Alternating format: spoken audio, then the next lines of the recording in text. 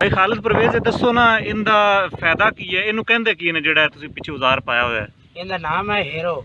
Hero? हाँ जी। ते ए दूसरा ना किन्ने दा भाईजान बनवाया है? ये 28,000 रुपए का बना है। 28,000 दा? हाँ जी। अच्छा खालिद भी तुसी दस्से भी 28,000 दा बनया ते दूसरा इनदा साइज की है? इनदी 11 फुट लंबाई। अच्छा 11 फुट लंबाई है। हाँ जी। ते कोई वजन दा अंदाजा है कितना वजन इंदा? 4 मन। अच्छा 4 मन। ते ए दूसरा ए एक तो मकई खिलारन वास्ते और किंदे वास्ते इस्तेमाल हो सकता है? और दाई होवे कणक होवे जो भी चीज़ है दाने वाली वो खिलार सकते। अच्छा खिलार सकता है। हाँ जी। ते दूसरा मैंने दसो भी ये जेड़ा इंदा मतलब जिवें फाड़ है ये दूसरा इंदी एडजस्टमेंट किवें करदे हो? बस वो तुसी अगर थल्ले विखा सकदे हो किवें करदे हो? हाँ जी। आ टायर लगे हुए हैं। अच्छा जी। ए काबलियां तो नीवे ऊंचे भी कर सकते हैं। अच्छा जी। एडजस्ट है। हाँ हाँ। भी हेठा जमीन तो 2 इंच ऊंचा ही रहे टायर ना जमीन सोलंग ना खराब करे। अच्छा जी। हाँ इधर टायर दे लगे हुए। अच्छा इधर भी? हाँ जी। भी तुसी एडजस्ट कर सकदे हो? कर सकते हैं इतों भी कर सकते हैं। और अगो आ डबल पिन्ना लगे हैं किसी ट्रैक्टर के गोडे नीवे नहीं भी होंगे लिंका तो है उतले पिन पा ले जिंदे नीवे होंदियां ने वो हेठले च भी पै सकते। अच्छा हेठले च भी पै सकते हैं।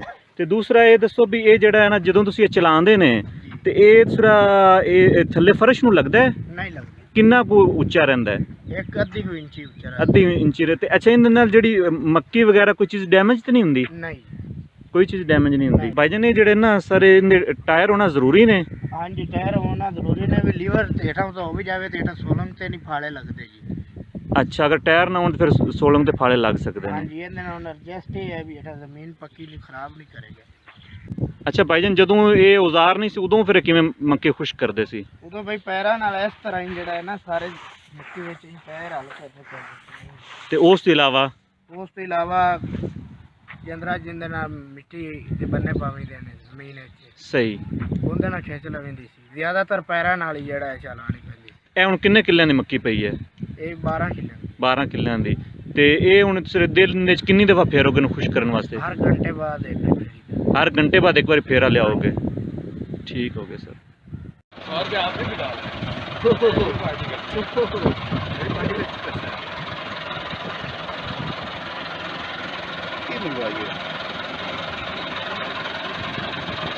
चलाओ भला।